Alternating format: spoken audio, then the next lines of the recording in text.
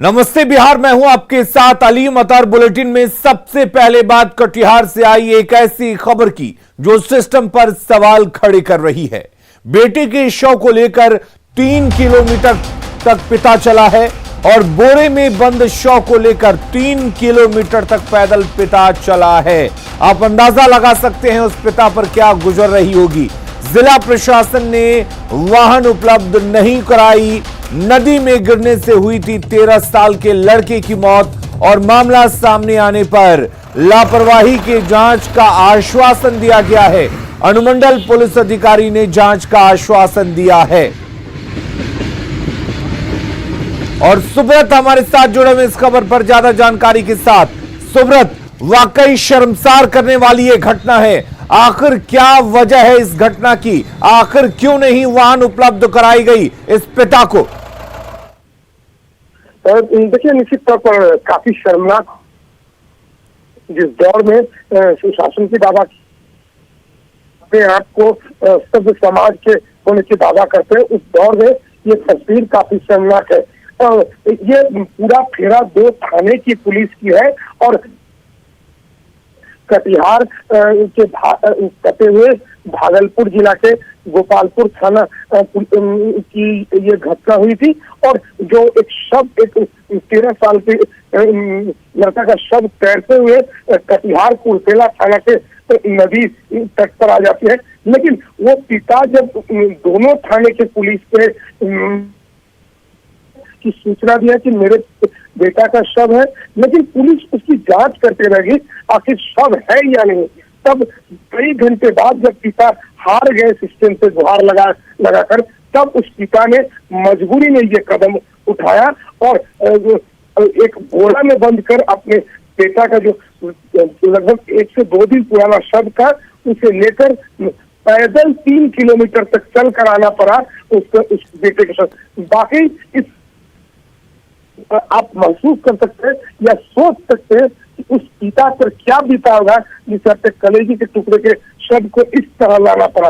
और अब सिस्टम इस पर जांच की बात करें, निश्चित तौर पर हो सकता है जांच होगी और कोई पुलिसकर्मी पर कार्रवाई होगी। लेकिन सुब्रत, सवाल यही है कि आखिर ऐसा हुआ क्यों? कौन है जिम्मेदार इसका? देखिए, सवाल बहुत बड़ी है। इसमें जिम्मेदार ढूंढना भी अपने आप में एक शर्मनाक पल हुआ है। जब दावा किया जाता है, समाज इस पर हो चुका है, लोग जागरूक हो चुके इस विषय में कम से कम सिस्टम पर कौन दोषी है ये भी जांच कर, क्योंकि जब सिस्टम। चलिए सुब्रत, बहुत बहुत शुक्रिया आपका तमाम जानकारी देने के लिए। तो वाकई शर्मसार करने वाली घटना है। कटिहार की ये तस्वीर पूरे सूबे को शर्मसार करती है कि कैसे यहां पर जो प्रशासन है वो संवेदनहीन बना हुआ है कि एक पिता को वाहन उपलब्ध नहीं कराया गया। एक पिता बोरे में भरकर अपने बच्चे का शव लेकर 3 किलोमीटर तक चलता है। गोपालगंज में रंगदारी में 10 किलो मछली नहीं देने पर मत्स्य पालक कृष्णा महतो पर लाठी, डंडे और तलवार से हमला किया गया। गंभीर हालत में कृष्णा महतो का इलाज सदर अस्पताल में चल रहा है। घटना बरौली के पिपरा गांव की है।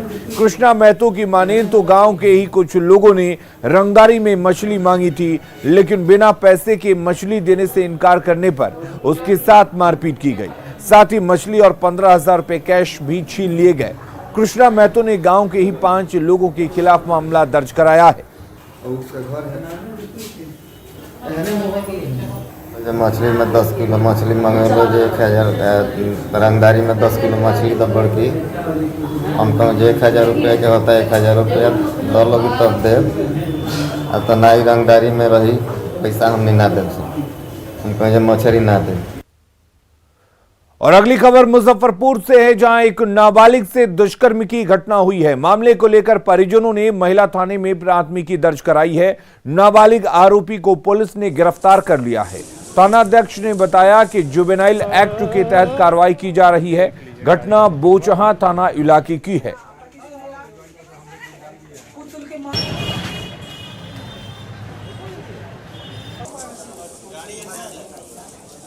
नेचुरल ऑफेंस है। जी, कितने साल की बच्ची है? बच्ची करीब 10 साल की है। मेडिकल वगैरह हुआ? जी। आरोपी कौन है, क्या नाम है उसका? आरोपी क्या कुछ जेल में गया? हाँ जी, जुवेनाइल में भेजा जा रहा है, माइनर है। आरोपी की उम्र कम है क्या? जी। गया में एक नाबालिग प्रेमी जोड़ी की जबरन शादी कराने का मामला सामने आया है। कोच थाना क्षेत्र में ग्रामीणों ने प्रेमी जोड़े को आपत्तिजनक हालत में पकड़ा, जिसके बाद जबरन लड़की की मांग में सिंदूर भरवा दिया गया। घटना का वीडियो वायरल होने के बाद एसएसपी ने टिकारी डीएसपी को पूरे मामले की जांच के निर्देश दिए हैं। वहीं वीडियो में दिख रहे आरोपियों की पहचान की जा रही है। हालांकि अब तक नाबालिग प्रेमी जोड़ी की पहचान नहीं हो सकी है।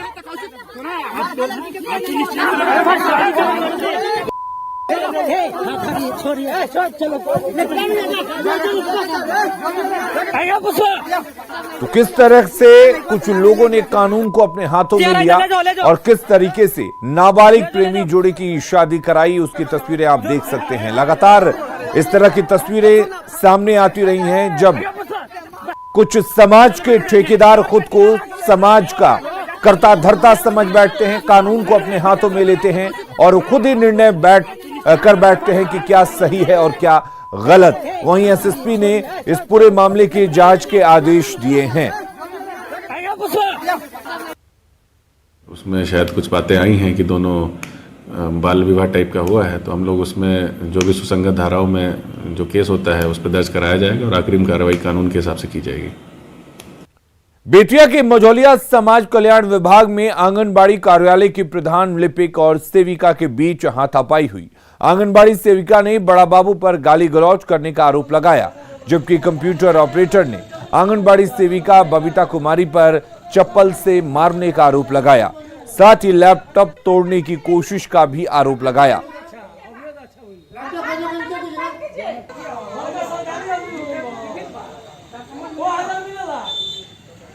रवैया बहुत ही खराब है।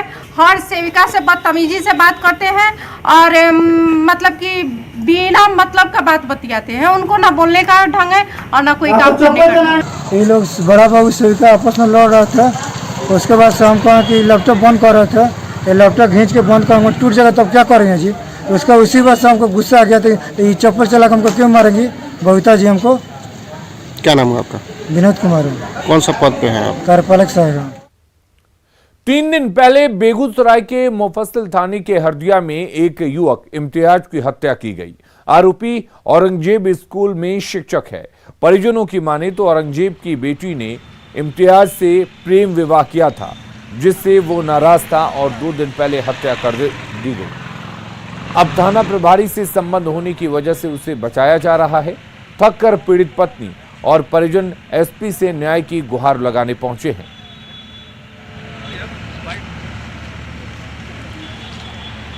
मुझे इंसाफ चाहिए, मुझे इंसाफ दिलाने वाले ऑफिसर है, इंसाफ मुझे चाहिए। बोलता तुम्हारे लिए इंसाफ ही नहीं है, इंसाफ ही नहीं है तुम्हारे लिए।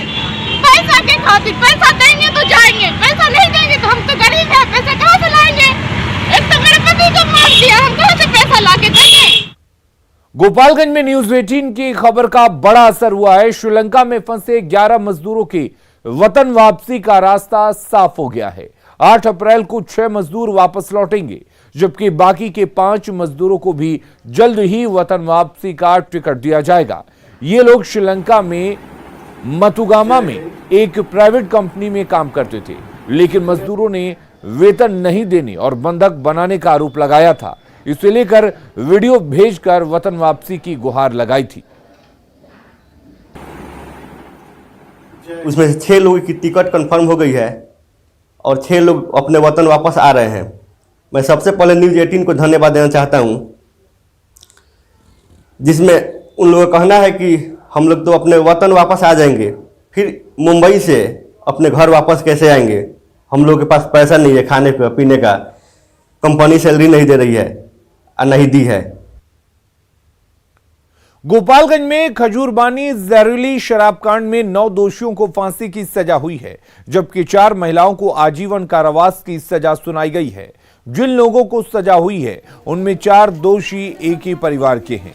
इंदु देवी को आजीवन कारावास की सजा सुनाई गई है, जबकि उनके 3 बेटों को फांसी की सजा। इंदु देवी के परिवार के घर की हालत जो है वो खराब है, उनके घर की माली हालत खराब है।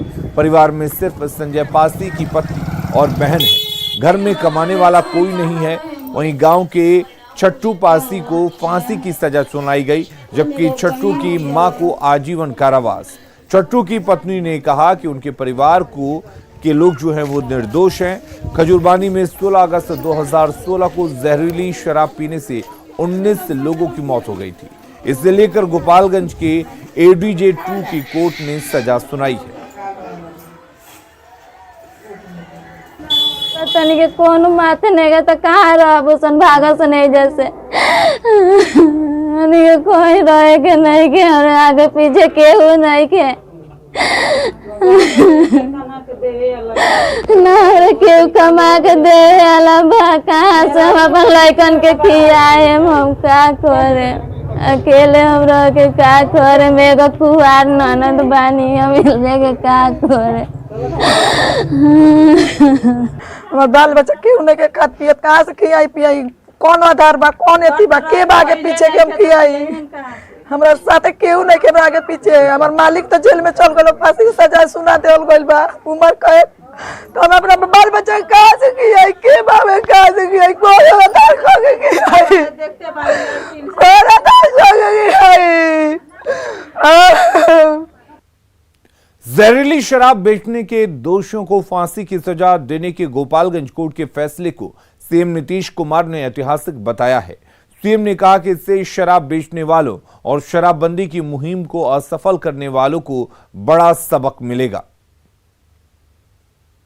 आज भी कहीं कहीं कुछ जहरीले शराब की बात हो रही है, जांच चल रही है। तो ये तो सबको समझना चाहिए कि जब भी आप ये गलत काम करना चाहेंगे तो आपको और धोखा देगा, आपको कहेगा कि हम शराब देंगे और दे देगा जहरीला शराब, तो आप इसके शिकार होइएगा।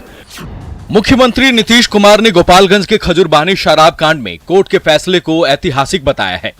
साथ ही शराब का कारोबार करने वालों और शराबबंदी को फेल करने की जुगत में लगे लोगों को ये नसीहत भी दी है कि देख लो गलत करने वालों का अंजाम क्या होता है।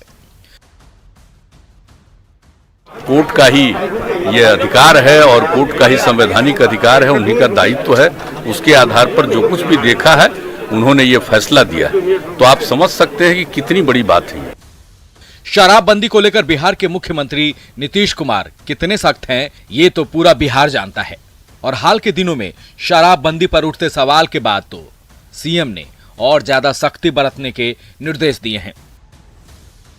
इसी का नतीजा है कि पहली बार शराब माफिया के गोदाम में थाना खोला गया है, जिस बाईपास स्थित गोदाम से 2 करोड़ की शराब बरामद हुई थी। यही नहीं, हाल ही में हरियाणा और झारखंड से 2 बड़े शराब माफिया सुरमुख सिंह और नीरज कुमार को गिरफ्तार किया गया है। इसके अलावा फरवरी में ही हरियाणा के बड़े शराब माफिया अजीत सिंह के साथ भूपेंद्र भूपी को भी गिरफ्तार किया गया है, ताकि हरियाणा के शराब सिंडिकेट को ध्वस्त किया जा सके। 3 मार्च को हुई बैठक में सीएम ने साफ साफ ये निर्देश दे दिया था कि शराब माफिया के मन में डर बैठाना जरूरी है, चाहे वो फास्ट ट्रायल कराकर सजा दिलाना पड़े या फिर शराब माफियाओं की संपत्ति को जब्त करना पड़े। इसके बावजूद नहीं सुधरने वाले लोगों के लिए खजूरबानी कांड पर कोर्ट का फैसला किसी सबक से कम नहीं है। पटना से न्यूज़ 18 के लिए आनंद अमृतराज के साथ ब्यूरो रिपोर्ट। केंद्रीय मंत्री गिरिराज सिंह अपने बयानों को लेकर एक बार फिर से चर्चा में हैं। एक कार्यक्रम में भाग लेने बेगूसराय पहुंचे गिरिराज सिंह ने कहा कि जो पदाधिकारी बात नहीं मानते हैं उनकी पिटाई की जानी चाहिए। हालांकि बाद में यह भी कहा कि लोगों को अपने आत्मबल पर विश्वास होना चाहिए, साथ ही भ्रष्ट अधिकारियों के खिलाफ कार्रवाई भी उन्हें स्वयं करनी चाहिए।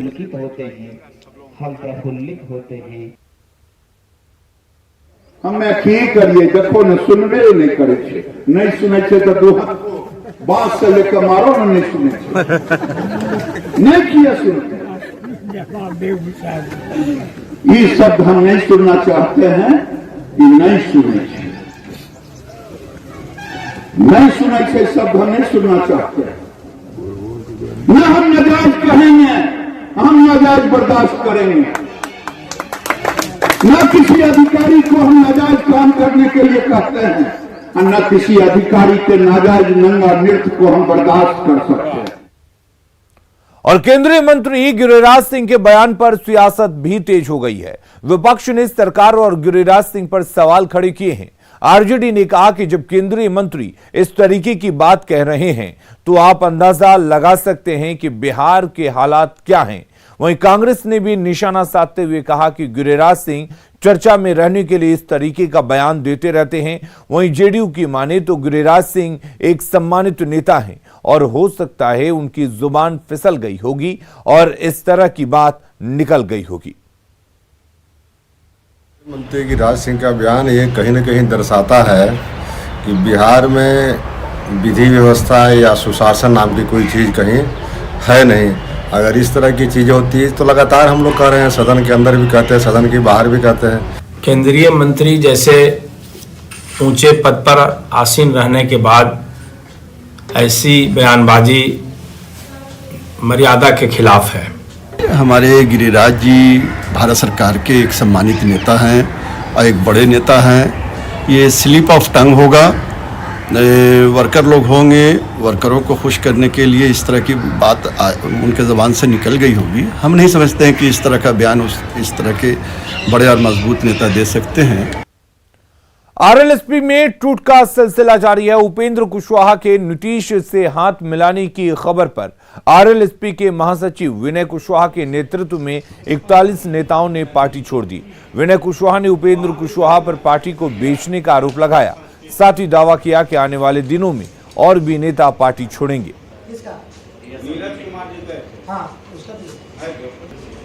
हम लोग इस्तीफा दिए हैं और 90% जो पार्टी के पदाधिकारी हैं हमसे टेलीफोनिक संपर्क में हैं, उनका भी इनसे मोह भंग पूरी तरह से हो चुका है, क्योंकि इन्होंने समाज को बेचने का काम किया है, इन्होंने पार्टी को बेचने का काम किया है, इन्होंने युवाओं को बर्बाद करने का काम किया है। हमारे जो निष्ठावान साथी हैं जो 20 साल 15 साल से लगे हुए हैं इनके साथ में, उनको बर्बाद करने का काम किया है।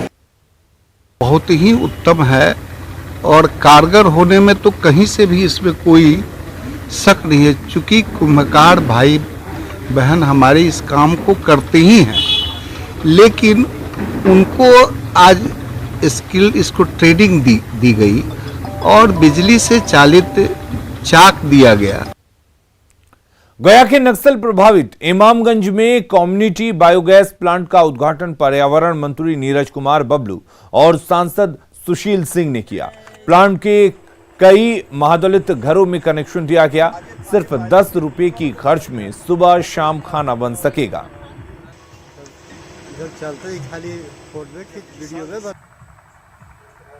ये बहुत ही बेहतर प्लांट है और इतना सस्ता है कि हम जो लोग लगाए हैं उनको धन्यवाद देते हैं और खास करके माननीय सांसद जी का आभार व्यक्त करते हैं। इन्होंने बिहार में पहला एनजीओ के माध्यम से सही बिहार में पहला गोबर गैस प्लांट लगवाए हैं और खास करके दलितों और पिछड़ा के इलाका में लगाए हैं, सुदूर देहात के इलाका में लगवाए हैं। इसके लिए धन्यवाद है और बहुत सस्ता है, बहुत ही बेहतरीन काम है। इसको पूरे राज्य भर में फैलना चाहिए। हम लोग प्रयास करेंगे पूरे राज्य में ये।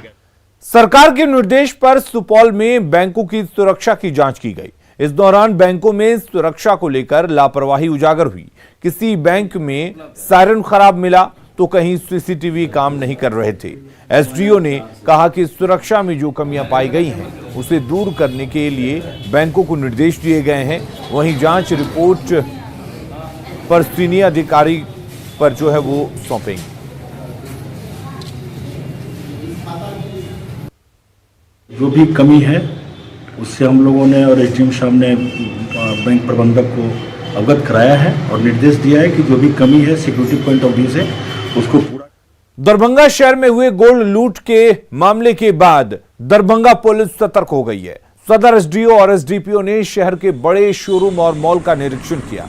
साथ ही साथ सीसीटीवी से लेकर सुरक्षा को लेकर भी कई निर्देश दिए। किसी तरह की कठिनाई होने पर तुरंत पुलिस को सूचना देने का निर्देश दिया।